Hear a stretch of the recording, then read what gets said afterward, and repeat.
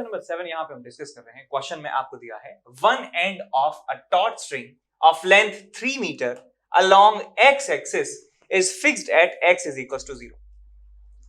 यानी कि एक रस्सी है और रस्सी का जो एक एंड है वो एक फिक्स कर दिया है यहां से। इस पॉइंट का जो कोऑर्डिनेट है वो कितना है, x इज इक्वल टू 0, इसका position x is equal to 0 और लेंथ जो है इस रस्सी की 3 मीटर के बराबर है। यानी कि सबसे एंड वाला जो पॉइंट है उसका कोऑर्डिनेट कितना हो जाएगा, x is equal to 3।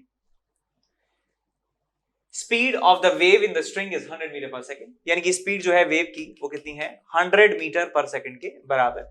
The other end of the string is vibrating in y direction so that the stationary waves are set up in the string. The waveforms of these stationary waves are. तो यहां ये वाले and को move करवाया जाता है। तो आप देख सकते हैं ये वाला जो है फिक्स्ड एंड है, रिजिड बाउंड्री से लगा है और ये नॉन रिजिड बाउंड्री से अटैच्ड है। तो यहाँ पे एंटी नोड बनने वाला है, यहाँ पे नोड बनने वाला है। तो सिचुएशन जो है यहाँ पे स्टैंडिंग वेव जो है कुछ इस तरीके से बनने वाली है, लाइक दिस। ऐसी मैं एक रैंडम हार्मोनिक बना रहा हूं यहाँ पे, लाइक दिस। यहां पे होगा एंटी नोड हमेशा, चाहे कोई सा भी यहाँ पे मोड हो वाइब्रेशन का, और यहां पे बनने वाला है नोड।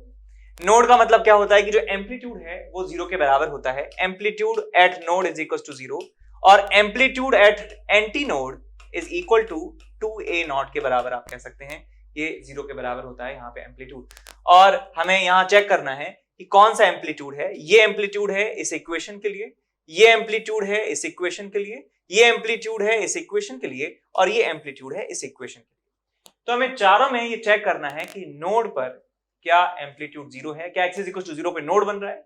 नोड बनने का तरीका, नोड चेक करना है आपको कि बन रहा है कि नहीं। तो आप उसके एम्पलीट्यूड में x की वैल्यू पुट करके देखिए।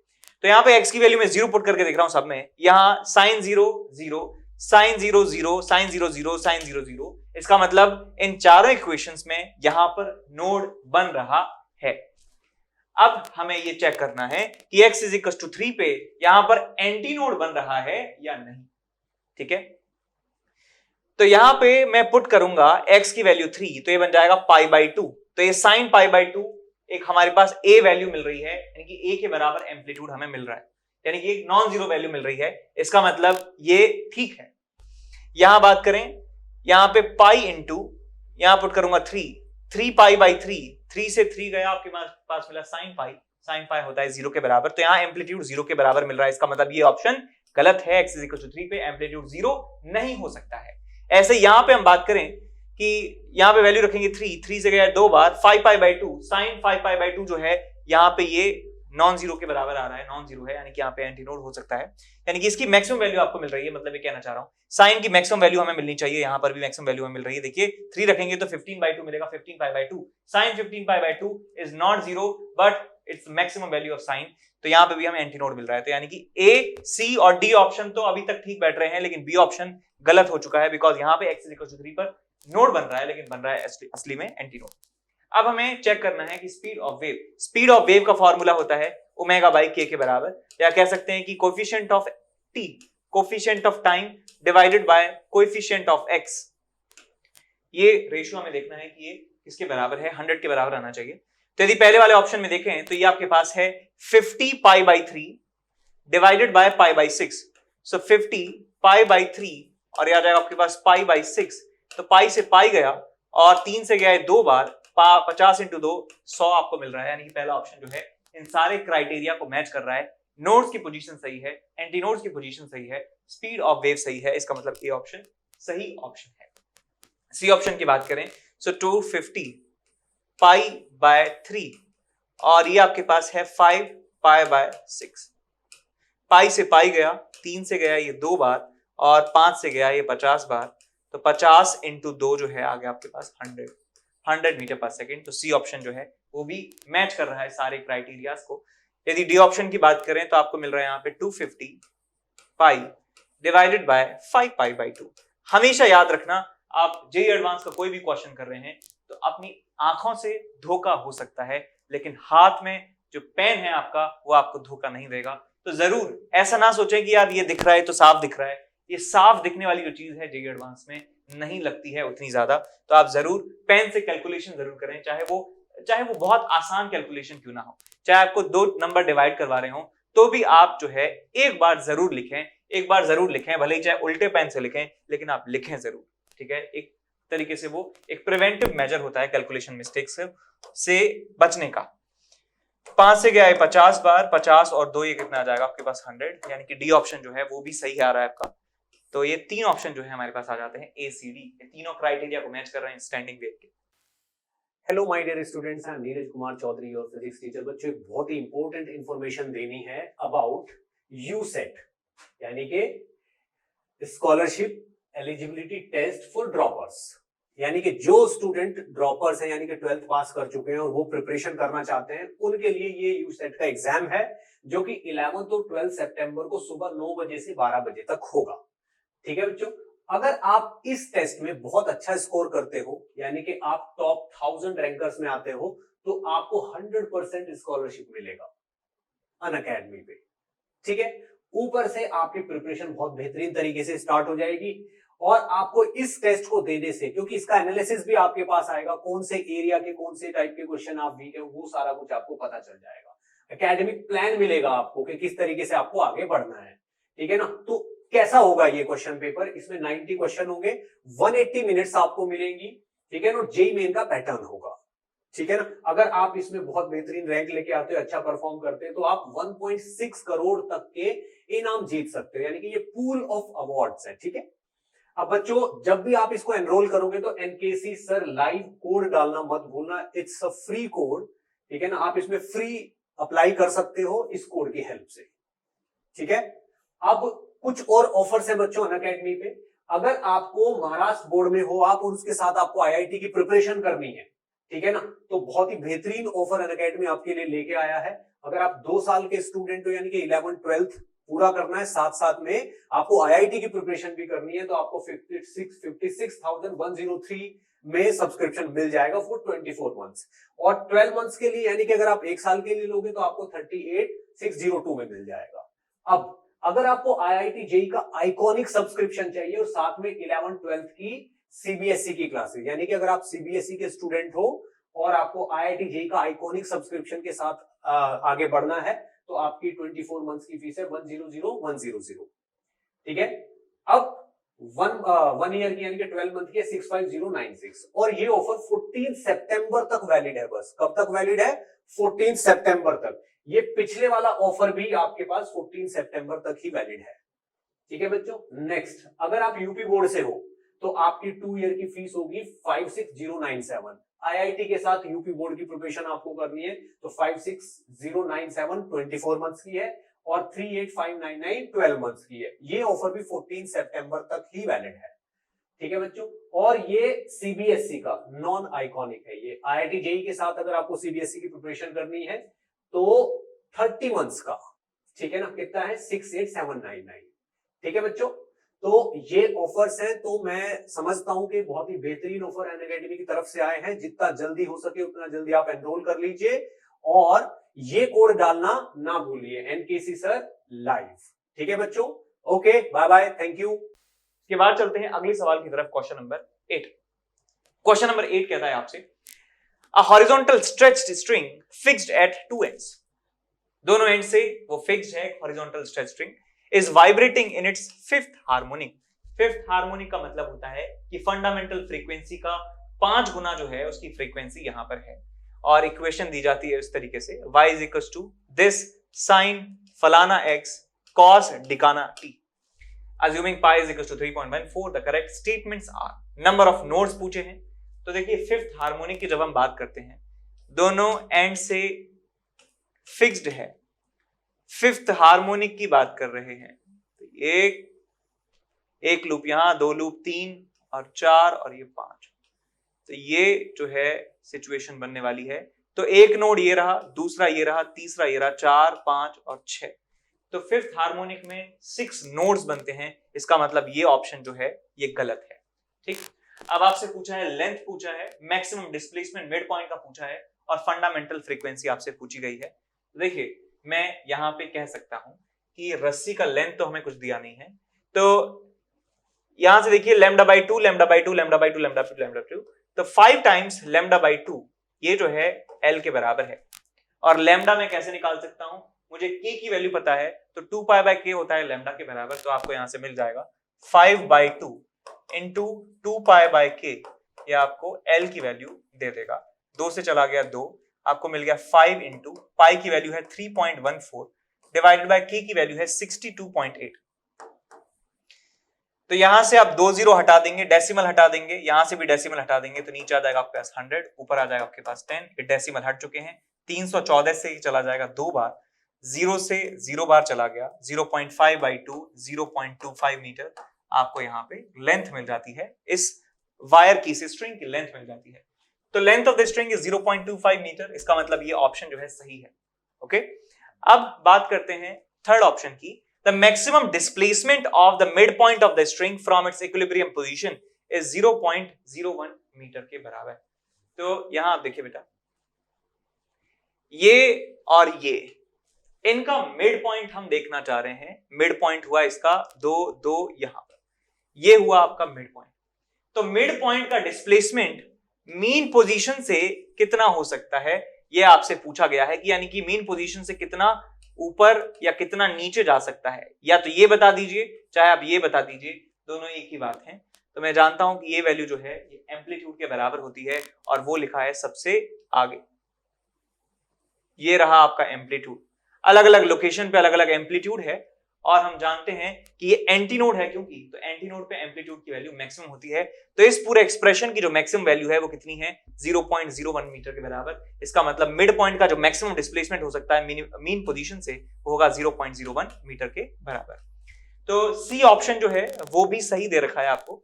अब बात करते हैं डी ऑप्शन की। The fundamental frequency is 100 hertz. Fundamental frequency, तो मैं इस पर्टिकुलर कॉन्फ़िगरेशन में निकालना चाहता हूं कि फ्रीक्वेंसी है कितनी। फ्रीक्वेंसी का फॉर्मूला होता है ω/2π। तो मैं फिफ्थ हार्मोनिक की फ्रीक्वेंसी निकाल रहा हूं अभी, क्योंकि मुझे इक्वेशन में जो है ओमेगा यहां का दिया है, इस पर्टिकुलर मोड का दिया है। तो ये फिफ्थ हार्मोनिक की फ्रीक्वेंसी है। फिफ्थ हार्मोनिक की फ्रीक्वेंसी ω/2π। ओमेगा कितना है, 628 के बराबर। 628 डिवाइडेड बाय 2 इंटू 3.14, तो ऊपर आ जाएगा आपके पास 100। सो 3 से 314 से चला गया 2 टाइम्स, 2 चला गया, आपको मिल गया यहां से 100 हर्ट्ज। सो 100 हर्ट्ज। तो फ्रीक्वेंसी कौन सी है, फिफ्थ हार्मोनिक की है। तो क्या ये फंडामेंटल की भी सेम फ्रीक्वेंसी होगी? जवाब है नहीं। तो डी ऑप्शन जो है गलत है। फिफ्थ हार्मोनिक की फ्रीक्वेंसी पूछते तो 100 हर्ट्ज दे देते, लेकिन उन्होंने फंडामेंटल की फ्रीक्वेंसी कहा है 100 हर्ट्ज के बराबर है, जो सही नहीं है। इसका मतलब हमारे ऑप्शन बी और सी ही सही हैं, बाकी के ए और डी ऑप्शन जो है गलत आ जाते हैं। ठीक, अब चलते हैं अगले क्वेश्चन की तरफ। अगला क्वेश्चन है हमारे पास क्वेश्चन नंबर 9। क्वेश्चन नंबर 9 ये कहता है, a stationary tuning fork is in resonance with air column in a pipe. Air column है और उसमें जो है रेजोनेंस हो रहा है। रेजोनेंस होने का मतलब है कि जो ट्यूनिंग फॉर्क की फ्रीक्वेंसी है और उस एयर पाइप के अंदर जो वाइब्रेशंस हो रहे हैं उनकी फ्रीक्वेंसी है, वो दोनों मैच कर रही है, बराबर फ्रीक्वेंसी है। If the tuning fork is moved with a speed of 2 meter per second in front of the open end of the pipe, तो पाइप हमारे पास है कुछ इस तरीके से। पाइप हमारे पास है कुछ इस तरीके से। यहां पे हो रहे हैं ऑसिलेशंस, तो मैं मान लेता हूं यहां पे ऑसिलेशन हो रहा है कुछ इस तरीके से। और ये जो फ्रीक्वेंसी है और ट्यूनिंग फोर्क की जो फ्रीक्वेंसी है वो आपस में बराबर है। इसकी फ्रीक्वेंसी में कह देता हूं F1, इसकी फ्रीक्वेंसी कह देता हूं मैं FT। ये अभी बराबर है, ये अभी बराबर है। अब हम करते क्या है, इस ट्यूनिंग फॉर्क को मूव करवाते हैं 2 मीटर पर सेकंड से। तो बेटा यहां से जो है फ्रीक्वेंसी सोर्स है ये, और सोर्स को जब हम मूव करवाते हैं तो हम जानते हैं डॉपलर इफेक्ट होता है। डॉपलर इफेक्ट होता है, सब जानते हैं। और डॉपलर इफेक्ट की वजह से जो यहां से फ्रीक्वेंसी यहां जाएगी वो बदल जाएगी। तो क्वेश्चन आगे कह रहा है, the length of the pipe should be changed for the resonance to occur with the moving tuning fork. If the speed of the sound in air is 320, the smallest value of the percentage change required to length of the pipe is. तो इसको जब हम move करवाते हैं 2 metre per second से, तो of course यहां से जो निकलने वाली फ्रीक्वेंसी है वो चेंज होगी, जो यहां पहुंचेगी। तो चेंज फ्रीक्वेंसी के लिए भी ये रेजोनेंस करना चाहिए, तो हमें इसकी लेंथ को चेंज करना होगा। तो लेंथ को कितना परसेंटेज चेंज हम उसमें लाएं जिससे हमारा ये पाइप अब भी रेजोनेंस करे, यानी कि अब इसकी फ्रीक्वेंसी जो है, जो नई फ्रीक्वेंसी है इसकी, वो फ्रीक्वेंसी इसकी हो जाए। ये हमसे पूछा गया है। तो मैं मान लेता हूं कि यहां पे जो लेंथ है इसकी वो L1 के बराबर है। L1 के बराबर लेंथ है, और जब इसको मूव करवाते हैं तो इसकी लेंथ जो है हमें L2 करवानी पड़ जाती है। और अब भी इसकी फ्रीक्वेंसी और हमारी जो ट्यूनिंग फॉर्क की फ्रीक्वेंसी है ft' वो आपस में बराबर है। ठीक, इसको मूव करवाया जा रहा है कितनी स्पीड से, 2 मीटर पर सेकंड से। ये फ्रीक्वेंसी आपस में बराबर है अब, और ये फ्रीक्वेंसी आपस में बराबर है अब। ठीक है, तो मैं इस कह सकता हूं ये फंडामेंटल मोड के लिए v/2l के बराबर जो है, 2l1 के बराबर जो है, λ/4 है, यहां पे उल्टा लिख दिया, v/4l के बराबर जो है वो हमें मिलने वाली है फ्रीक्वेंसी f1 के बराबर, और यही वैल्यू जो है किसके बराबर है, ट्यूनिंग फोर्क की फ्रीक्वेंसी के बराबर।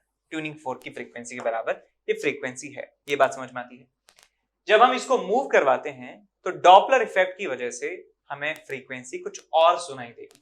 तो मैं फ्रॉम डॉपलर्स इक्वेशन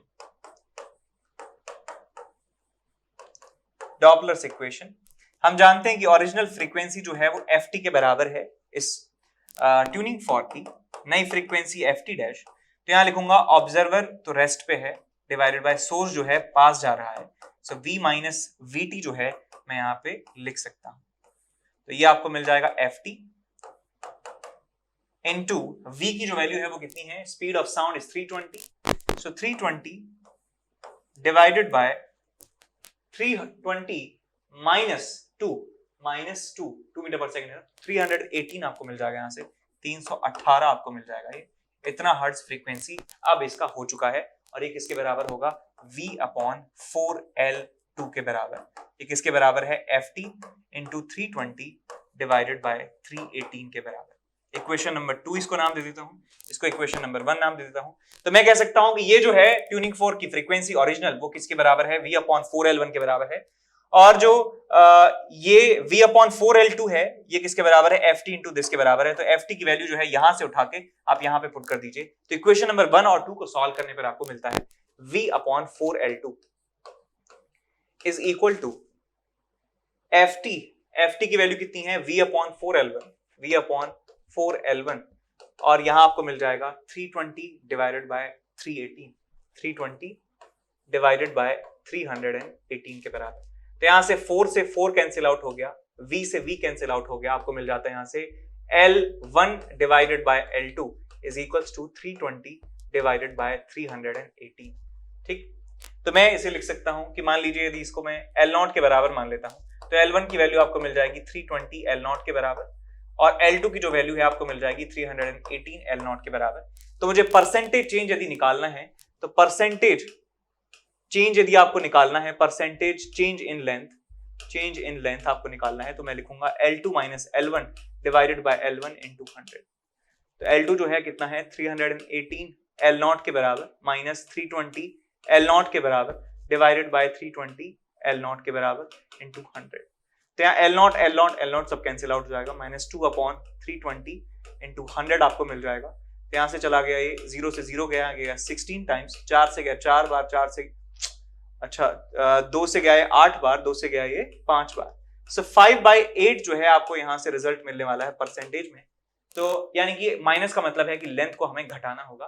तो 5/8 की वैल्यू निकाल दीजिए, कितना आ जाएगा 0.6 48 2 दूनी 16 4 40 0.625 जो है आपको यहाँ पे मिल जाएगा परसेंटेज में चेंज। तो 0.625 0.62 टू 0.63 जो है वो सही आंसर आपका माना जाएगा। ठीक बात, समझ गए? तो सवाल अच्छा था, देख सकते हैं कि हमने यहाँ पे ट्यूनिंग फॉर्क को मूव करवाया था, तो डॉपलर इफेक्ट का जो हमें इस्तेमाल यहाँ पे करना पड़ा था। अब चलते हैं, पूछा गया था 2020 में। अब चलते हैं अगले सवाल की तरफ, क्वेश्चन नंबर 10 की तरफ। क्वेश्चन नंबर 10 आपसे कह रहा है A musical instrument is made using 4 different metal strings। तो ऐसा म्यूजिकल इंस्ट्रूमेंट सोचिए जिसमें स्ट्रिंग्स होती हैं। एक है आपके पास गिटार सब लोगों ने देखा होगा एटलीस्ट, और बहुत सारे लोगों ने जो है यूज भी किया होगा। उसमें 4 स्ट्रिंग्स यहाँ पे बताई गई हैं, 1 2 3 4। गिटार में जो है 5 होती हैं। और गिटार के बारे में यदि आपने जिन्होंने यूज किया है गिटार, उन्होंने देखा होगा गिटार जो है कैसा होता है, कि गिटार कैसे यूज करते हैं। कि हमारे पास स्ट्रिंग्स होती हैं 5, यहाँ पे सबसे मोटी वाली स्ट्रिंग, उसके बाद छोटी और पतली और पतली और पतली और पतली, ऐसे ही 5 स्ट्रिंग्स होती हैं। और उनकी लेंथ जो है और उनकी टेंशन जो है उसको एडजस्ट किया जा सकता है। टेंशन एडजस्ट करने के लिए यहाँ पे स्क्रू होते हैं, स्क्रू से अलग अलग रस्सी की अलग अलग वायर की टेंशन को एडजस्ट किया जा सकता है। और उनकी लेंथ को एडजस्ट किया जा सकता है कि हम जैसे ही हम उंगली दबाते हैं ऐसे ही टुंग टुंग टुंग टुंग करते हैं, और यहां से हम उनकी लेंथ को एडजस्ट कर रहे होते हैं, तो हम फ्रीक्वेंसी, अलग अलग फ्रीक्वेंसीज वहां से प्ले कर रहे होते हैं, और अलग अलग फ्रीक्वेंसीज एक साथ जब मिल जाती हैं तो एक हमें एक मेलोडी जो है मिल जाती है, हमें एक धुन मिल जाती है, एक ट्यून मिल जाती है। तो सवाल में दिया है आगे कि 4 स्ट्रिंग्स हैं इसमें with mass per unit length mu, 2 mu, 3 mu and 4 mu. उनकी मास पर यूनिट लेंथ जो है वो अलग अलग है, समझ गए, मोटाई अलग अलग है, यानी कि उनका जो लीनियर मास डेंसिटी है वो अलग अलग है। The instrument is played by vibrating the strings by varying the free length in between the range L0 and 2L0। तो उनकी लेंथ को L0 से लेकर 2L0 तक वेरी करवाया जा सकता है उन चारों स्ट्रिंग्स को। तो यहाँ पे पहले वाले कॉलम में हमें दिया है कि स्ट्रिंग 1 से लेके, नहीं क्या करें, it is found that string 1 in string number 1 जिसका मास पर यूनिट लेंथ लेम म्यू के बराबर है, at free length L0 and tension T0 the fundamental mode frequency is F0। यानी कि जब उसकी लेंथ L0 होती है, टेंशन उसमें T0 होती है, तो फंडामेंटल फ्रीक्वेंसी जो हमें प्राप्त होती है वो F0 के बराबर हमें मिल जाती है। तो list 1 gives the above 4 strings while list 2 lists the magnitude of some quantity। तो आपको बताना है if the tension in each string is at T0 the correct match for the highest fundamental frequency in F0 units will be equal to। तो highest fundamental frequency हमें इन चारों strings की calculate करनी है और यहाँ पे मैच करवाना है कि कौन सा जो है हमें फैक्टर मिल रहा है कौन सी स्ट्रिंग। तो सबसे पहले जो हमको कंडीशन दी हुई है कि F0 यहाँ पे क्या है वो हम निकाल लेते हैं L0 और T0 की टर्म्स में। तो यहाँ पे एक वायर है, वायर का लेंथ जो है L0 है, और गिटार में जो है वो दोनों एंड्स अटैच्ड वाला जो है मोड आपको लेना है। तो यहाँ पे फंडामेंटल मोड में इस तरीके की स्टैंडिंग वेव बन रही होगी, और मैं लिख सकता हूं यहाँ पे कि इन दोनों के बीच में जो डिस्टेंस है वो λ/2 के बराबर है। λ/2 इज इक्वल टू L0, तो लैम्डा आपको मिल जाता है 2L0 के बराबर। तो यहां से आपको फ्रीक्वेंसी मिल जाती है, frequency F0 is equal to V/λ, यानी कि V डिवाइडेड बाय 2L0। और हम ये बात भी जानते हैं कि रस्सी में जो स्पीड होती है वेव की वो होती है √T/μ। सो 1/2 टाइम्स L0 √T0/μ। ये पहली वाली स्ट्रिंग के लिए है, ये वैल्यू जो है F0 के बराबर है। अब क्वेश्चन में कहा गया है कि अब सारी की सारी जो रस्सी हैं उनमें टेंशन T0 फिक्स कर दिया है, यानी ये वैल्यू फिक्स कर दी है, लेकिन लेंथ को अभी भी L0 से लेकर 2L0 तक चेंज किया जा सकता है। तो हमें यदि फंडामेंटल फ्रीक्वेंसी को मैक्सिमम करना है तो हमें इस लेंथ को क्या करना होगा, मिनिमम रखना होगा। यानी कि जब मैं फंडामेंटल फ्रीक्वेंसी मैक्सिमम निकालूंगा इन चारों स्ट्रिंग्स के लिए, तो इन चारों की लेंथ को मुझे कम से कम रखना होगा, यानी L0 ही रखना होगा। तो ये L0 फिक्स कर दिया है, ये T0 फिक्स कर दिया है, तो म्यू जो है सबके लिए अलग अलग है, तो हम अलग अलग म्यू के लिए अलग अलग जो फ्रीक्वेंसीज हैं वो हम निकालने जा रहे हैं। ठीक, तो पहले वाले के लिए बात करें, पहली वाली स्ट्रिंग के लिए बात करें, स्ट्रिंग नंबर 1, उसका मैक्सिमम जो फ्रीक्वेंसी है F1 मैक्सिमम, मैं कह रहा हूं इसको F1 मैक्सिमम, यानी fundamental frequency of string number 1 maximum कितना हो सकता है, F0 के बराबर ही हो सकता है, जो आपको दिया है यहाँ पे। ठीक, बिकॉज लेंथ तो मिनिमम चाहिए, L0 चाहिए लेंथ, रस्सी में टेंशन T0 फिक्स है, म्यू की वैल्यू म्यू के बराबर ही है, तो हमारा आंसर जो है F0 के बराबर ही आ जाएगा। दूसरी वाली रस्सी की बात करता हूं मैं, F2 मैक्सिमम। तो यहाँ पे सारी चीजें तो सेम होने वाली हैं, लेकिन यहाँ पे म्यू की जगह क्या हो जाएगा, 2 म्यू हो जाएगा। तो यहाँ से 2 को बाहर निकालेंगे तो 1/√2 आ जाएगा, तो आपको मिल जाएगा F0/√2 के बराबर। So basically is just F0 into 1। ये क्या है आपके पास, F0 into 1/√2। F3 की बात करते हैं, थर्ड स्ट्रिंग की मैक्सिमम जो फंडामेंटल फ्रीक्वेंसी है वो कितनी हो सकती है, उसका जो मास पर यूनिट लेंथ है वो 3 म्यू के बराबर है, तो यहाँ पे √3 जो है बाहर आ जाएगा, तो आपको मिल जाएगा यहाँ से F0 into 1/√3। और F4 मैक्सिमम की बात करूं तो उसका जो मास पर यूनिट लेंथ है 4 के बराबर है, तो आ जाएगा आपके पास F0 डिवाइडेड बाय 2। तो हमें मैच करना है कि कौन कौन से ऑप्शन किसके साथ मैच हो रहे हैं। तो देखिए, पहले में हमारे पास आएगा 1, पहले में आएगा 1, दूसरे में आएगा आपके पास 1/√2, दूसरे में आएगा आपके पास 1/√2, तीसरे में आपके पास आएगा 1/√3, तीसरे में आएगा आपके पास 1/√3, और चौथे में आएगा आपके पास 1/2, चौथे में आएगा आपके पास 1/2। तो हमारे पास कौन सा ऑप्शन मैच हो जाता है कि पहले का P, यानी कि इसका ऑप्शन जो है कौन सा सही है, पी ऑप्शन सही है, दूसरे का जो है आर ऑप्शन सही है, तीसरे का जो है वो एस ऑप्शन सही है, और चौथे का जो है क्यू ऑप्शन सही है। So P R S Q जो है जहां पे लिखा है P R S Q, C option जो है यहां पे हमें मैच हो रहा है। समझ गया, हमारा आंसर कौन सा आ जाएगा, सी के बराबर। अब चलते हैं इसके अगले सवाल में। अगला सवाल है उसका ये वाला पार्ट सेम है, लेकिन अगला पार्ट जो है उन्होंने बदल दिया है कि length of the string number 1, string number 2, string number 3 and string number 4 are kept fixed at L0, 3L0 by 2, 5L0 by 2, 7L0 by 4। तो लेंथ को फिक्स कर दिया है, लेंथ को फिक्स कर दिया। पिछले वाले में टेंशन हमने चेंज कर दिया था, इस बार हमने लेंथ को फिक्स कर दिया है। And strings 1 2 3 4 are vibrated at their first, third, fifth and 14th harmonics respectively such that the strings have same frequency. Frequency सबकी सेम है। The correct match for the tensions in the fourth string in the unit of T0 is equal to, T0 की terms में आपको निकालना है कि क्या होने वाली हैं टेंशंस सब में, ठीक है। ऐसे ही ऑप्शन मिलाने हैं जैसे पहले मिलाए थे। तो मैं पहली स्ट्रिंग की बात कर रहा हूं। पहली वाली जो स्ट्रिंग है उसमें मास पर यूनिट लेंथ जो है म्यू के बराबर है। इसका लेंथ जो है वो L0 के बराबर ही है। कहां गया, लेंथ L0 है। L0 से 2L0 तक हम चेंज करा सकते हैं वैसे, लेकिन उन्होंने फिक्स कर दिया है, फिक्स कर दिया है L0, 3L0 by 2, 5L0 by 4 and 7L0 by 4 के बराबर, ठीक है। तो ये L0 में मान लेता हूं। इसको फर्स्ट हार्मोनिक में जो है हम मूव करवा रहे हैं, तो मैं मान लेता हूं कि ये फर्स्ट हार्मोनिक में है, nth हार्मोनिक में है, ठीक है। nth हार्मोनिक में मान लेता हूं इसका जो मोड ऑफ वाइब्रेशन है। और मैं यहां पे क्या लिख सकता हूं, यदि इसमें n हार्मोनिक बन रहे हैं इसका मतलब इसमें n लूप्स बन रहे होंगे। So n times lambda by 2 is equal to, इसका लेंथ कितना है, L0। लेंथ को मैं L मान लेता हूं, ठीक है। फंडामेंटल छोड़ो, मैं एक जनरल फॉर्मूला निकाल देता हूं, ठीक है, उसके बाद इसको सॉल्व करेंगे।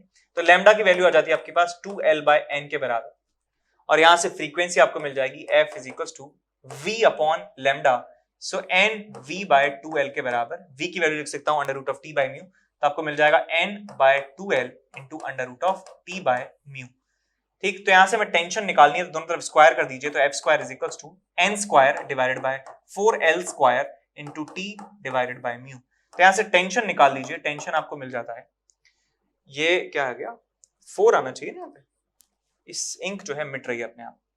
T is equal to 4L square F square mu divided by n square.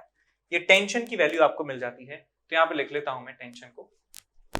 Tension T is equal to 4L square F4L square F square mu divided by n square.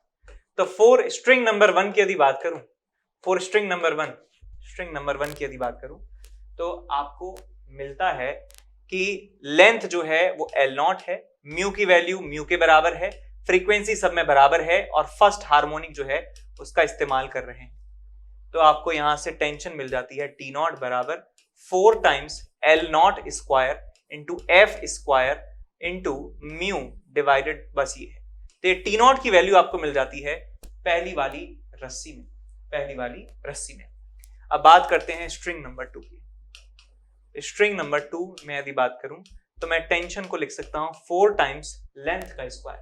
Length देखिए कितनी है, 3L0 by 2, तो आपको मिल जाएगा 9 times L0 square divided bye 4 into F square, frequency बराबर है, mu की वैल्यू 2 म्यू के बराबर है, divided by n square. Harmonics जो है कौन सा हार्मोनिक बन रहा है, हार्मोनिक है यहाँ पे थर्ड हार्मोनिक का स्क्वायर यानी 3 का स्क्वायर, आपको मिल जाएगा यहाँ पे 9।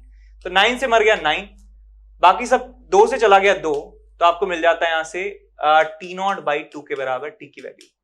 टेंशन की वैल्यू मिल जाती है T0 by 2 के बराबर। स्ट्रिंग नंबर 3 की बात करें, स्ट्रिंग नंबर 3 की, तो टेंशन कितना हो जाएगा बेटा, 4 इंटू L स्क्वायर, लेंथ का स्क्वायर, लेंथ कितना है 5L0 by 4, 5L0 by 4 का स्क्वायर 25 by 16 L0 स्क्वायर, तो 25 by 16 L0 स्क्वायर आपको मिल जाएगा यहाँ से। और फ्रीक्वेंसी का स्क्वायर म्यू कितना है आपके पास, 3 mu divided by n square.